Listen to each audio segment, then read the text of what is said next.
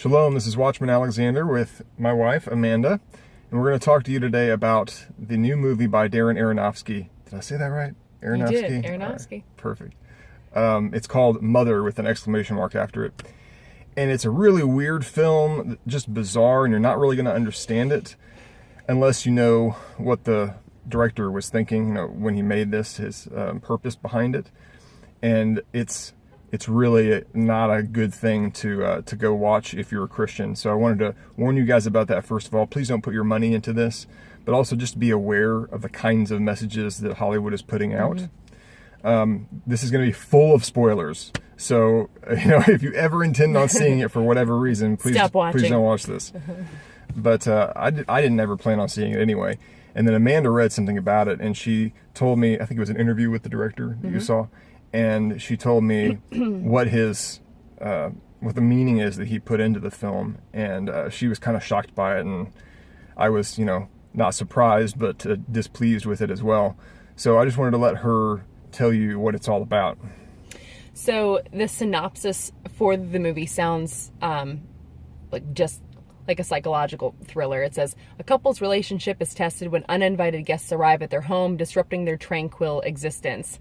So it has Jennifer Lawrence as the mother, Javier Bardem as the man, Michelle Pfeiffer and Ed Harris are the other people starring in this movie. So basically it starts out, Jennifer Lawrence is restoring the house after a fire. Her husband, Javier Bardem, is an author, and he's really struggling to put out new content. He has a severe case of writer's block, and she's basically serving him with everything. She pours so much love into him, takes care of his every need, and is just very self-sacrificing. And she loves her house. She's restored her house into this beautiful, picturesque place. So the one day, Ed Harris shows up the door. And by the way, I'm using the actors' names because they're only names. Jennifer Lawrence is mother, Ed Harris is man, Michelle Pfeiffer is woman, and Javier Bardem is him. So Ed Harris shows up. He has a cough. He thought that this house was a bed and breakfast, and Jennifer Lawrence is like, nope, this is our house. And Javier Bardem is like, but you can stay, we have plenty of room. And Jennifer Lawrence is like, what? But this is our house. So Ed Harris goes in. As he's changing, he has a cut on his side. The next day, Michelle Pfeiffer shows up, and she's like, my husband's staying here at your lovely bed and breakfast. That's not a bed and breakfast. So she comes in. That couple spends the night together. The next day, their two sons show up, and they're quarreling about what is going to be left in Ed Harris's will when he dies. And then they fight. One of them falls down, hits his head, and he dies shortly thereafter. So Jennifer Lawrence and Javier Bardem, they are quarreling because she wants these people out of her house, and he's very welcoming. They have an angry fight that turns into a passionate embrace, and then the next morning she announces that she's pregnant. And then that's the inspiration that he needed, and he writes this apparently great work of art, puts it out there, it gets published, and then people come, adoring fans come to their house. And this is where stuff gets like super duper weird. So they come to the house, are filling like every space of the house, and are kind of acting a little bit like a cult, like they're fanatically enamored with him. And they just want to see him and touch him and be as close to him as possible. So Jennifer Lawrence gives birth to her baby in this house. There are all of these fans here, and she's like, get these people out. And Javier says, but they're hungry and they're thirsty. And at this point, the mob crowd has just gotten increasingly more disturbing and just weird and just trashing the house and just weird violent acts. They eventually turn on each other for no apparent reason and start to kill and shoot each other. Javier Bardem takes her baby outside, breaks its back, lays it down, and people come up and take pieces of the baby and start to eat it. And there's some other place where there are ashes put on people's heads. So Jennifer Lawrence goes outside, is understandably full of rage and shock and grief that her newborn child has just been eaten by all of these crazy strangers. And they turn on her, they beat her. She escapes and goes inside and gets down to like the furnace, I think, and basically explodes the house and kills everyone there. She's horribly burned. And Javier Bardem is unscathed. Everyone else is dead. He's fine.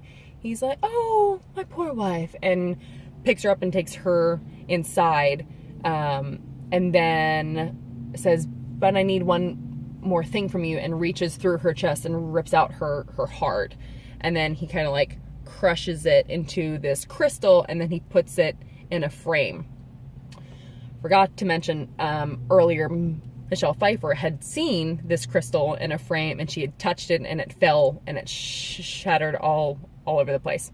So as soon as Javier takes this other crystal and puts it in a frame, the camera pulls back, and a new woman is in bed, waking up in the exact same position and same way that the movie started, with Jennifer Lawrence waking up. So that was a synopsis. I mean, that sounds like a bad acid trip. So what is that all about? So Jennifer Lawrence represents Mother Earth. That's why she's called Mother. She's restored the house that was in disrepair and that had been all burned.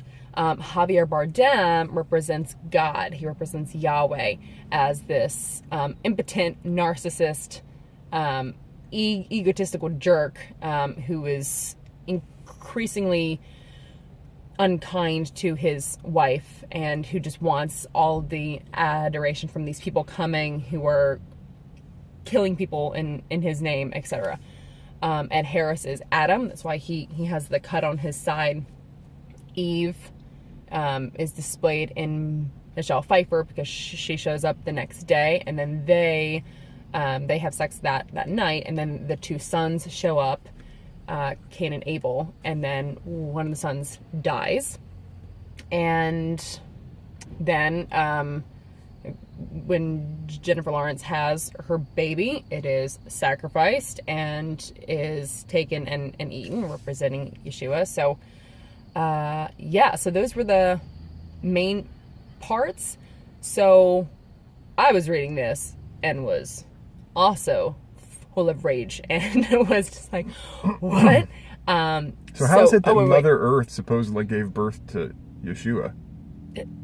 Okay. I don't even know. So, and then the house exploding. The director says that it goes through the first few chapters of Genesis. So the house exploding is representative of the flood, and then everything starts over. So that's why he rips out her heart and it resets it again in another cyclical pattern. And the heart in the frame represented the fruit from the tree, which Eve smashes and messes up. So this is not something we're going to give our money to ever, obviously. The problem that I have is that this kind of a message in slightly different incarnations is occurring more and more often in the media, the mass media that we're all consuming. And so maybe this particular film is not going to be that popular. It's not going to, get into everybody's library. But there are a lot of other films that are teaching similar kinds of things about God and about Mother Nature and about how, she is this amazing, good. Yeah, she's like the deified. wonderful one. She's a goddess. You know, she's He calls her that. the good girl or good guy.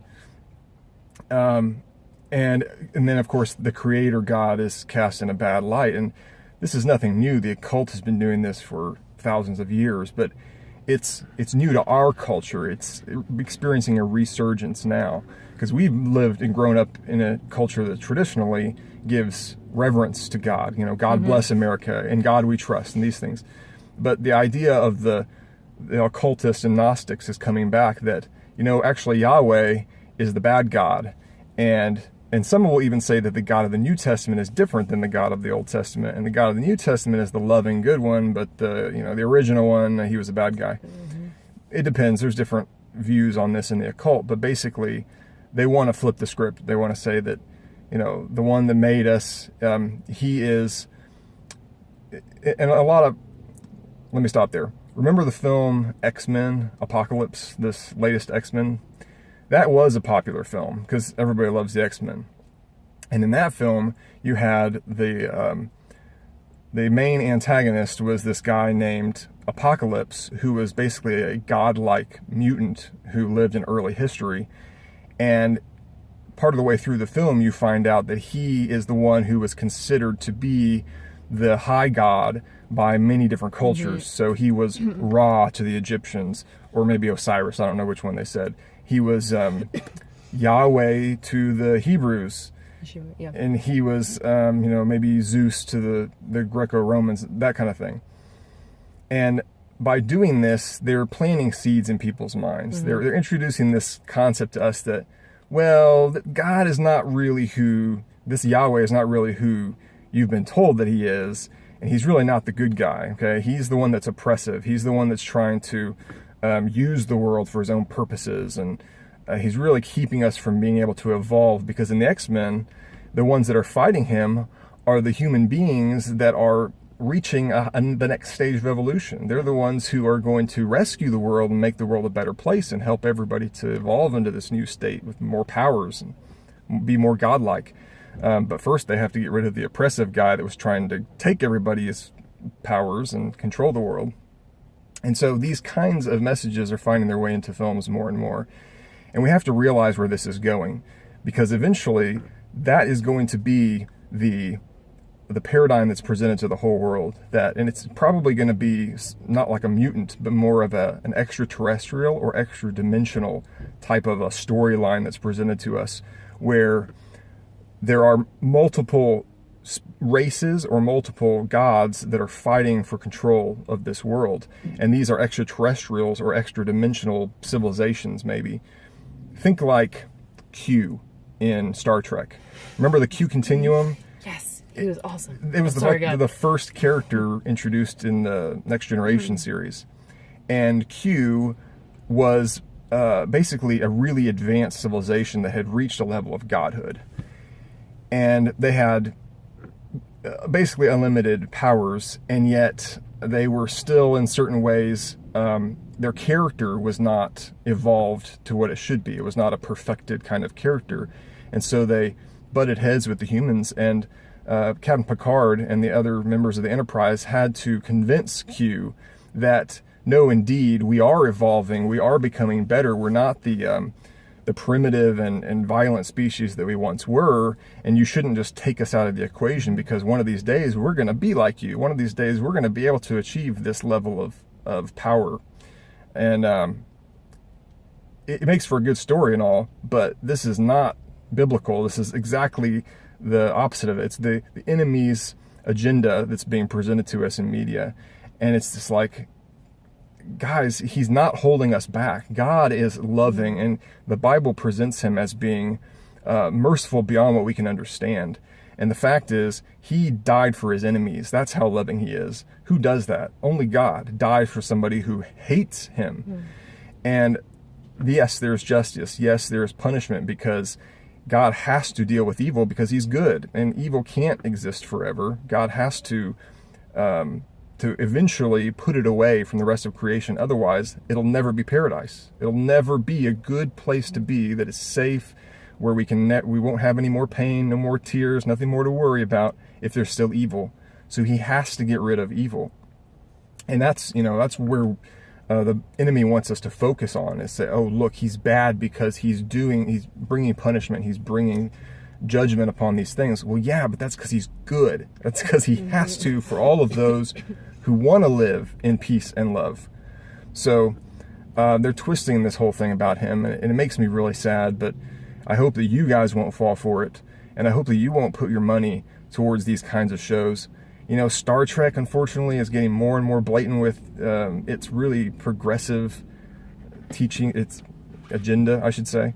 And I hate that, because I always loved Star Trek, but the more that I understand the ways of the enemy, the more I understand, oh yeah, this has been a thread that's been woven through that series for a long time, and it's just getting more and more blatant about it.